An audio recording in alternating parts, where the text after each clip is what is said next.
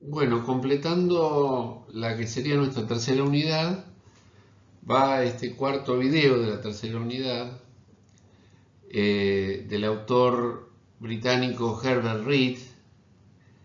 El capítulo que nosotros sugerimos es Sociedad Racional y Arte Irracional.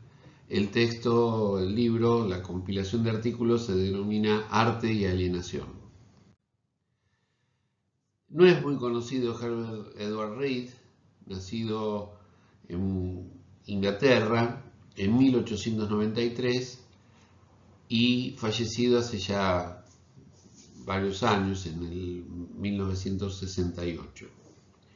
Pensador multifacético, conocido por su trabajo como poeta, escritor, filósofo, historiador del arte, su compromiso con el anarquismo, un anarquismo, podríamos decir, eh, no anarco-libertario, no anarcocapitalista, sino más bien un anarquista de inspiración de izquierda, digamos. A lo largo de su vida produjo muchos escritos que abarcan diversas áreas del pensamiento, pero fundamentalmente se ha abocado a la cuestión que nos concierne, la cuestión de la estética, especialmente en una polémica, por eso lo puse, con Marcuse. Eh, Inspirado también en la lectura de Erich Fromm, para desarrollar el concepto de alienación. Bueno, ¿qué es la alienación? Según la particular mirada de Erich Fromm, autor procedente también de la Escuela de Frankfurt como Marcuse, y revisado con mucha atención en otros textos de Herbert Reed. Son prácticamente contemporáneos. Marcuse, Reed, Erich Fromm. Por, por alienación se entiende un modo de experiencia en el cual la persona se siente extraña a sí misma, diríase enajenada de sí misma. Ya no se siente centro de su mundo, ni dueña de sus actos. Se ha convertido en esclava de sus actos, fundamentalmente de sus consecuencias. Los obedece y hasta a veces los reverencia. El individuo alienado está tan desconectado de sí mismo como de los demás. Siente su propia persona y la de los otros del mismo modo como siente las cosas, es decir, con sus sentidos y su sentido común, pero sin llegar a relacionarse productivamente consigo mismo y el mundo exterior. En la sociedad contemporánea, esto es lo que se pregunta Herbert Reed, ¿hasta qué punto la relación arte y sociedad es perniciosa, se ha debilitado, y en ese caso cuáles son las fatales consecuencias de ese extremo debilitamiento en la civilización actual? Solo una sociedad sensibilizada por las artes puede tornarse accesible a las ideas. En nuestra ontología, mejor dicho, en la búsqueda de nuestra ontología del arte, encontramos aquí una postura, vamos a ver cuáles son los argumentos, relacionada con la importancia de las artes para la conformación de un proyecto social, podríamos decir, de bienestar y de convivencia. Las ideas fundamentales que van a aparecer son justamente la de la pacificación y la de la sublimación. El concepto estético, es decir, la obra concebida como una unidad artística, es invariablemente surgida de una visión y una sensibilidad individual. Pero el individuo no actúa en el vacío. La era de la industrialización, la producción en masa, la explosión demográfica y la democracia parlamentaria quiebran el vínculo de arte y sociedad, por lo que se supone que el arte es cosa del pasado y que una civilización como la contemporánea puede prescindir del arte. Los males de nuestra civilización son diagnosticables y exigen diversos medios para estos males. El individuo no actúa en el vacío. Pero fundamentalmente la crítica que tanto vamos a ver en Marcuse como en otros autores se refiere, y especialmente a autores de esta época, quiero decir de los años posteriores a la Segunda Guerra Mundial, la preocupación por la industrialización, por el trabajo en serie, fundamentalmente por los medios de comunicación de masas, y también en Europa por la explosión demográfica. No se ha podido crear un arte democrático vital que corresponda a nuestra civilización democrática. Es caótica en cuanto al aspecto visual esta civilización. No tiene poesía característica ni teatro típico. Otros autores hablan en el proceso de evolución cultural de la emergencia, la aparición de nuevos artefactos, de nuevos dispositivos, lo residual, lo arcaico de algunos dispositivos que perduran, pero que no responden a lo que está saliendo, ni responden a lo hegemónico, es decir, a la práctica contemporánea propiamente dicha. Este autor no utiliza estas categorías, me refiero a Herbert Reed, pero sí utiliza la visión de la historia teniendo en cuenta que la sociedad industrial ha renovado las condiciones generales de la producción, pero no ha producido todavía una forma hegemónica en la industria relacionada con el arte. En todo caso, las formas hegemónicas que han desplazado al arte son subalternas en el sentido de que no tienen mayor calidad ni mayor incidencia en aquello que el arte propone. Por eso sostiene que la pintura y la escultura han descendido a un nivel de incoherencia. La arquitectura ha quedado reducida a una funcionalidad económica que proyecta su propio brutalismo como virtud estética. La injusticia de la civilización tecnológica consiste precisamente en que los hombres ahora no tienen nada práctico relacionado con el arte, sino fundamentalmente hobbies, entretenimientos, y esto práctico que tenía que ver con el arte era lo que ayudaba a la sensibilidad social necesaria para un proyecto de pacificación. ¿Cuáles son las características de la civilización actual adversas a las artes? ¿Por qué Herbert Reed propone esta decepcionada idea de una civilización sin arte? Bueno, él observa fundamentalmente la atrofia de la sensibilidad, la decadencia de las religiones. Sin las artes, sostiene Reed, no sabríamos de la existencia de la verdad, pues ella, la verdad, se hace visible, aprehensible y aceptable solamente en la obra de arte. Como ven, la postura de Reed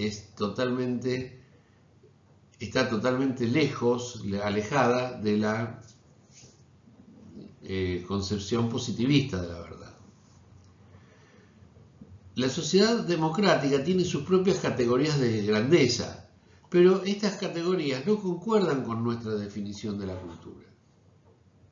En términos generales, nuestra civilización es, por un lado, decadente, pero por otro lado, asfixiante respecto de los proyectos creativos que pueden venir del seno de la sociedad en procura de la pacificación.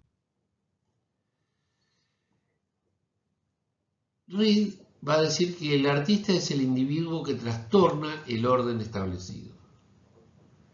Es el mayor enemigo del arte, la mente colectiva, en cualquiera de sus muchas manifestaciones. Una vez más, la mente colectiva asociada con el poder o la hegemonía cultural de los medios de comunicación. La mente colectiva, acá utilizo una comparación muy interesante, es como el agua. Siempre busca el nivel más bajo, siempre nivela hacia abajo. El artista lucha por salir de la ciénaga, busca alcanzar el nivel más alto de percepción y sensibilidad individuales. Fíjense que habla en términos individuales, no habla en términos de colectivos de artistas. Esto es importante también por lo que va a venir después. Las señales que transmite el arte suelen ser ininteligibles para la multitud, y entonces aparecen los filósofos y los críticos para interpretar su mensaje. La obra fundamental de los grandes genios no solo da motivo a toda esta bibliografía, como la que vemos nosotros en este seminario, que intenta ser explicativa y que se propone como una interpretación posible, pero también es continuada e imitada a tal punto que el arte de un individuo llega a impregnar una época y a darle nombre. Por ejemplo, el siglo de oro español, la época de Cervantes, bueno, el renacentismo, el impresionismo, etc. Pero él va a señalar una, entre comillas, herejía intelectualista. Hemos visto ya la dialéctica que propone Hegel respecto del concepto o la idea y el arte. Esta contradicción pierde fuerza, según Reed, en el siglo XX. Y la aplicación en esta sociedad, no da cabida ni a una, ni al arte, ni a la idea. Ni por un lado al alma y sus sentimientos, ni al fenómeno sensorial concreto. Más que referirse a alma, debería referirse al espíritu. Pero se ve que en inglés esa diferencia, que en alemán es muy clara, no ha atravesado el cerco de la traducción. Y por lo tanto confunde de alguna manera alma, que no es un concepto hegeliano, con espíritu, que es precisamente de qué se trata la propuesta, de la fenomenología del espíritu, que luego se desarrolla en las lecciones de estética del propio Hegel. ¿Cuál es la esencia de la obra de arte? Bueno, no es la síntesis y la exposición, no es el análisis y el descubrimiento, sino la expresión, la manifestación, la realización. Y lo que realiza la obra de arte es una imagen que debemos concretar a partir de lo que vemos, olvidando todo lo que existió antes de nosotros. Esa búsqueda de la esencia de la obra de arte intelectualiza demasiado el problema estético, pero tiene como mérito la educación por el arte, que consiste en crear movimiento y evolución por todas partes, eliminar la conformidad, o mejor dicho, el conformismo, y estimular a cada ciudadano con el poder creativo de la imaginación. De tal manera que el ciudadano, el individuo, no tenga nada ajeno y sea todo suyo. Se trata de un anarquismo, insisto, no un anarquismo libertario, pero sí un anarquismo que asigna al individuo un poder del que evidentemente hoy está desprovisto, pero que es la luz que debería iluminar el camino de la evolución humana. El sistema educativo retrotrae al ciudadano al punto de partida de la civilización. Cuando no había leyes, cuando no había experiencia acumulada y conservada por las tradiciones, de tal manera que en ese punto de partida el individuo no se encuentra alienado, no está herido todavía.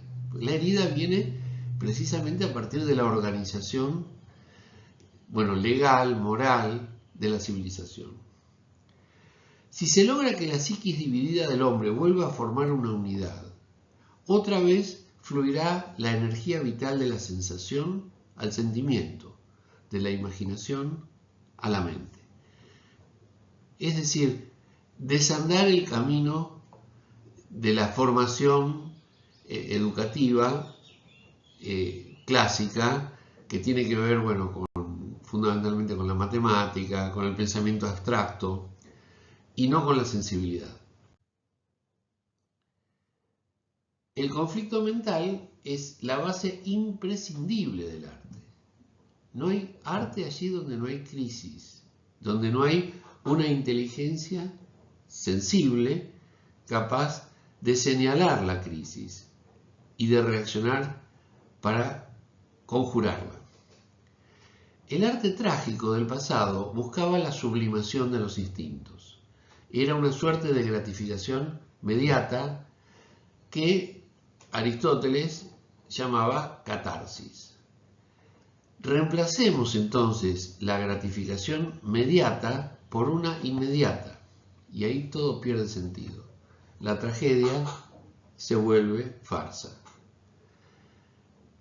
La expectativa, la tensión, el negativismo, a diferencia del optimismo positivo que impone, por ejemplo, la publicidad, que impone el sistema mercantil, que impone el sentido común alienado de la sociedad industrial, es exactamente lo opuesto de lo que el arte propone.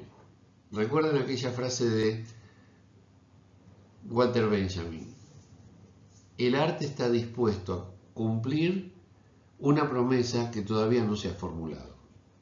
Esa tensión hacia lo misterioso, hacia lo que hay que esperar, hacia un futuro impredecible, es lo que convierte a la tragedia en una obra de gratificación inmediata.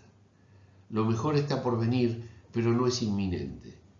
En cambio, la gratificación inmediata, que es la que propone, el teatro comercial, el cine de Hollywood, los videojuegos, los shorts de TikTok, etc., no permiten percibir la profundidad necesaria para calmar la duda humana. Lo que hace es postergarla o convertir la duda humana en conformismo. Acá comienza el debate con Marcuse. ¿Por qué va a sostener que el arte es básicamente irracional e infantil? Estas categorías de irracionalidad y puerilidad son categorías que toma de la visión dominante en la cultura industrial, en la cultura contemporánea. Es decir, el arte para esta cultura es irracional, para esta cultura es infantil. El hombre es un ser contradictorio, una mezcla de fuerza y debilidad, de grandeza y pobreza. El hombre vive en un mundo hecho de fuerzas antagónicas, trabadas en lucha sin esperanza de tregua o victoria, que no obstante jamás llegarán a formar un todo. La grandeza del hombre trágico reside en el hecho de que ve y reconoce estos elementos enemigos a la clara luz de la verdad absoluta, y a pesar de ello se niega a aceptar que las cosas son como deben ser. Insistimos, contradicciones, paradojas, preguntas que no tienen respuesta, promesas que todavía no han sido formuladas y que de alguna manera ya está indicada la realización de ellas. Si el hombre fuera a aceptar que las cosas no son como deberían ser, la paradoja lo destruiría. Perdería su grandeza y se conformaría con su pobreza y con su miseria. Pero el hombre se mantiene paradójico y contradictorio hasta el fin. Y esta es una frase bien anarquista. El hombre va infinitamente más allá del hombre. El hombre va infinitamente más allá del hombre. Y confronta la radical e irredimible ambigüedad del mundo con las iguales y con las opuestas ansias de claridad.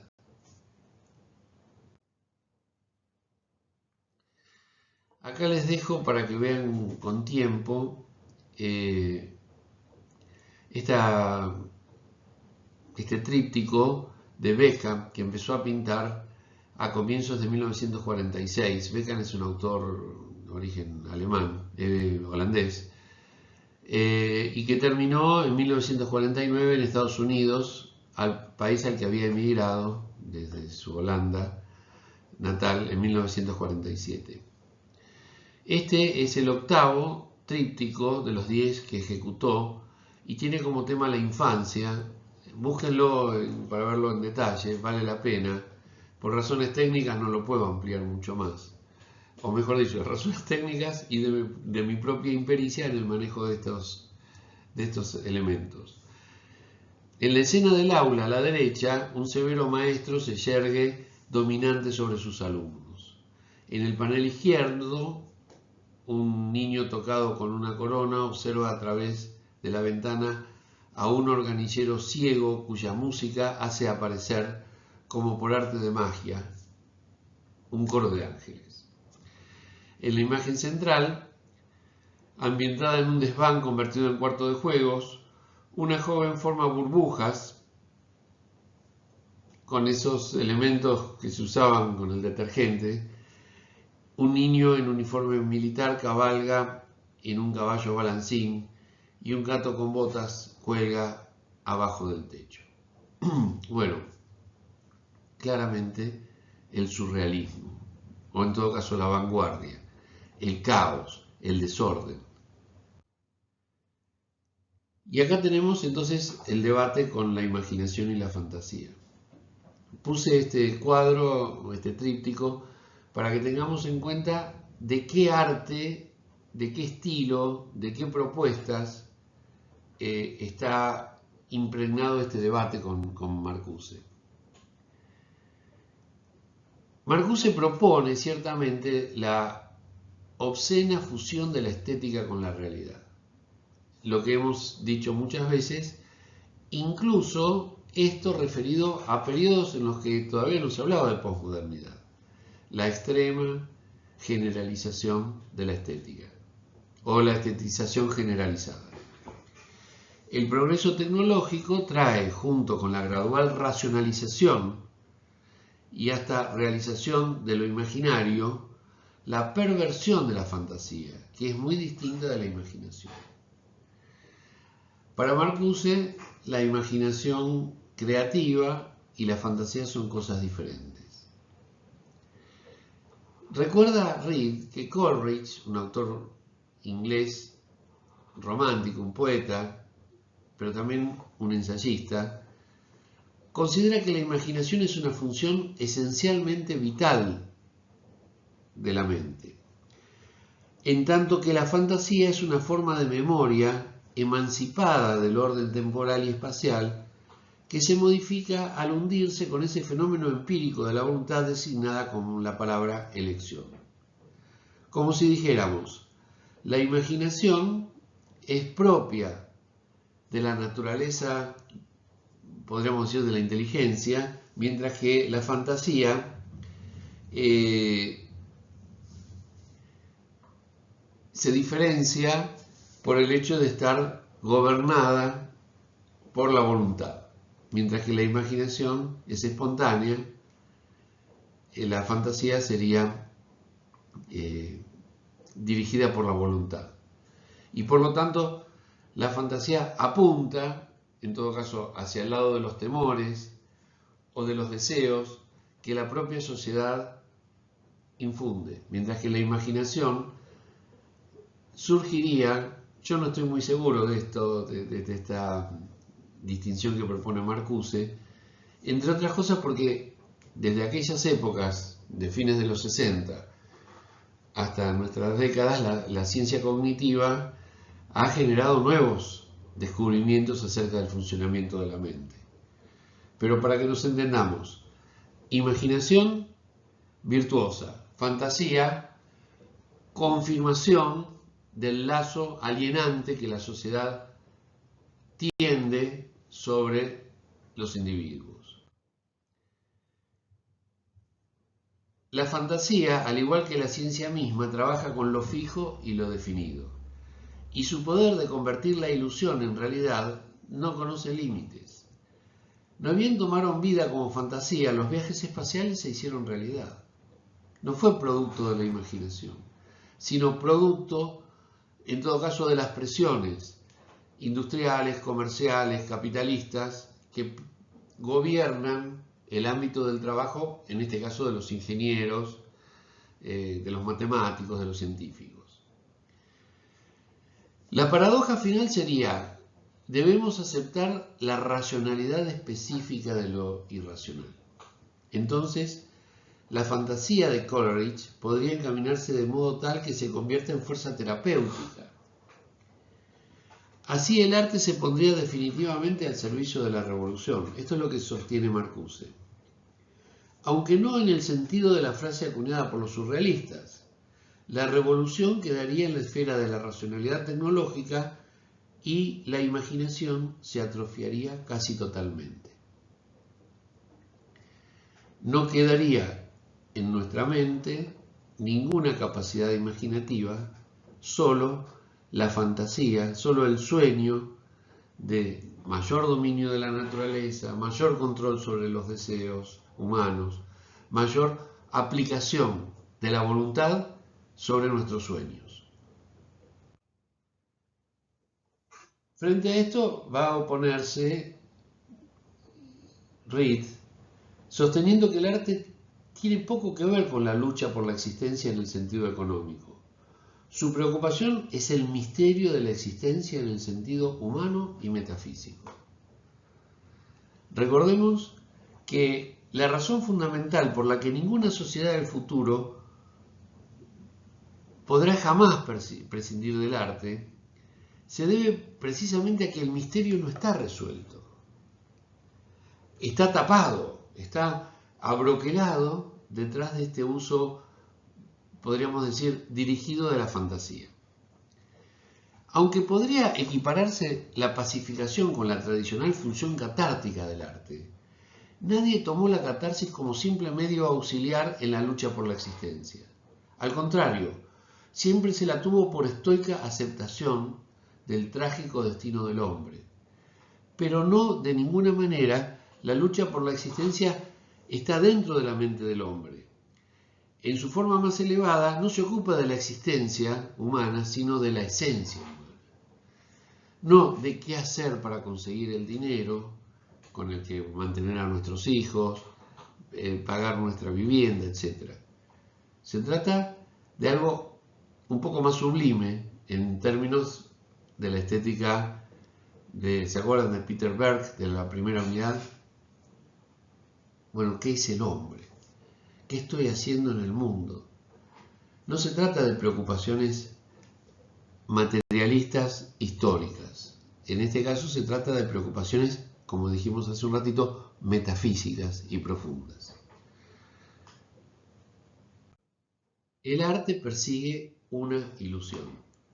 La más grande de todas es su clamor por razón y claridad, pero una resolución de la existencia en el mito ontológico permitiría, entre otras cosas, lo que Lucien Goldman en este ensayo El Dios oculto propone.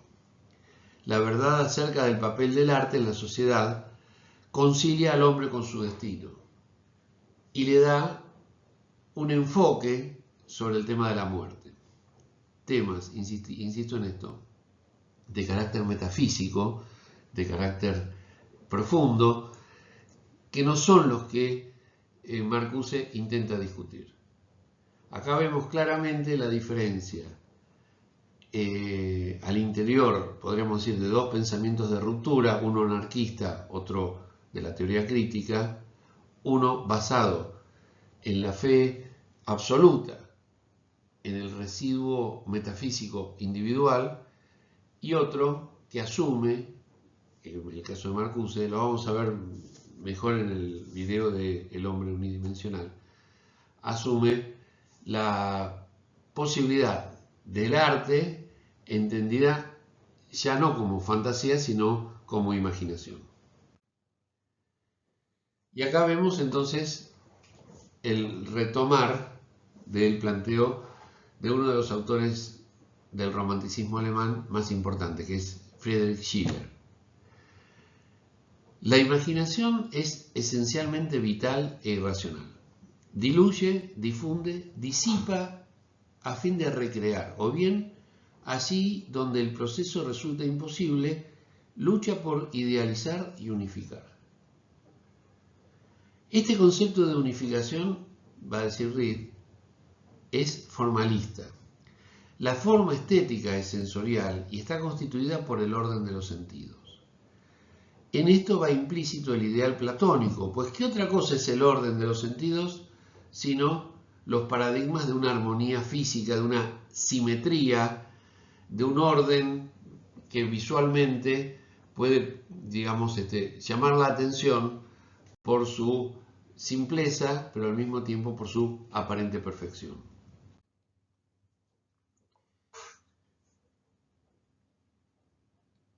Sostiene Reed, hay que elegir entre la forma que no es ni racional ni irracional. La forma es una cosa en sí. Acá no entiendo bien qué quiere decir con cosa en sí. La verdad, le he dado muchas vueltas a esta idea. Supongo que quiere decir que la forma se remite a sí misma, algo así. Y lo que los teóricos soviéticos llaman el realismo. Es decir, habría que elegir entre el realismo y la forma en sí, que tampoco es racional o irracional, sino que son los hechos dados. La pacificación, que según Marcuse algún día logrará la civilización tecnológica, presupone el dominio de la naturaleza. ¿Y cómo se efectuaría este dominio de la naturaleza? Bueno, porque la historia humana, esto ya es un concepto hegeliano, el espíritu humano es la negación de la naturaleza. Negación que significa también superación. Superación de los instintos, superación, de la fantasía, superación de las necesidades. Lo simplemente natural es superado y recreado por la facultad de la razón. No solo se sojuzga a la naturaleza, se refiere tanto a la naturaleza exterior, el medio ambiente, el paisaje, sino también a la naturaleza interior, ese pequeño animal cuyos instintos, desde muy pequeños, estamos obligados a controlar para vivir en la civilización. También se la trasciende, se la supera a la naturaleza. De esta manera la humanidad entrará en una época de alegría y de felicidad. Quedará muy atrás, esta es la lectura que hace Reed de Marcuse. Todo esto es resultado de la meditación consciente, es decir, no de la imaginación, sino de la fantasía. Y la ciencia y la técnica son los puntales, las armas con las que la civilización avanza hacia su propio destino. La técnica se convierte ahora en el órgano del arte de la vida. La función de la razón converge entonces con la del arte. Así como Hegel promovía la idea de una reconciliación entre el espíritu y la naturaleza, Marcuse, más de 100 años después de Hegel, va a proponer la convergencia entre la razón y el arte. Y esta relación va a despertar, a demostrar finalmente la racionalidad específica del arte. Para Herbert Reed, cabría preguntarnos si puede existir un arte racional, ahora o en el futuro.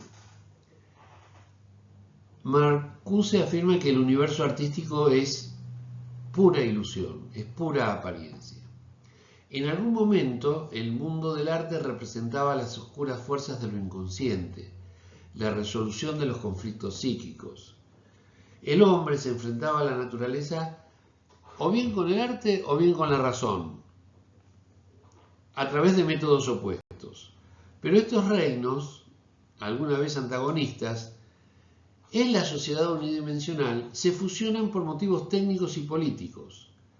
Conviven de esta forma la magia y la ciencia, la vida y la muerte. Esta obscena fusión de la estética con la realidad refuta a quienes contraponen la imagen poética a la razón científica y empírica. Esta es una cita del propio Marcuse. El progreso técnico va acompañado de una gradual racionalización de lo imaginario. Los arquetipos del horror y la alegría, de la guerra y la paz, pierden su carácter catastrófico. La ciencia del arte, aliada a la ciencia de la psiquis, abarca los procesos de la creación artística y así reencaminada la imaginación comprendida se convierte en fuerza terapéutica. El arte de esta forma ha quedado relegado y no se ve cómo solucionar la situación, salvo que se recurra a él como instrumento que Marcuse considera necesario para que surja una nueva materia.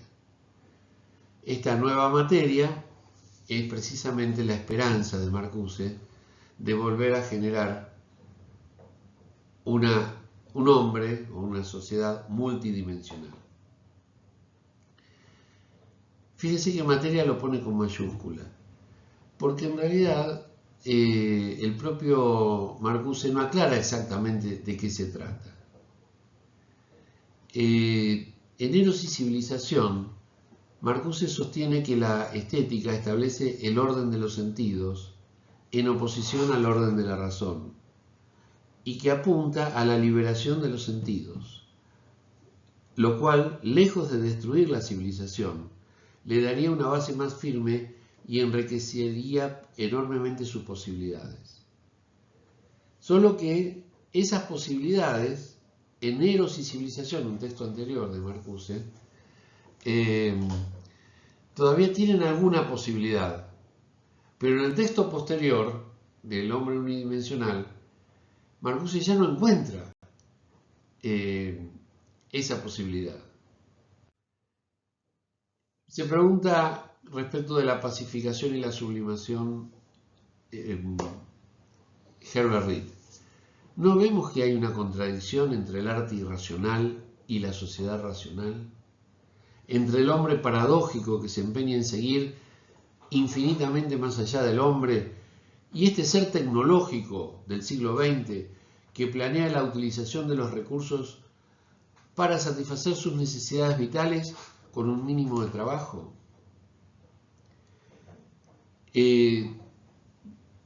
Tengo que decir algo sobre Marcuse. Marcuse veía en el progreso técnico la posibilidad de liberar al hombre del trabajo pesado, pero también finalmente de la ocupación laboral de todo el día.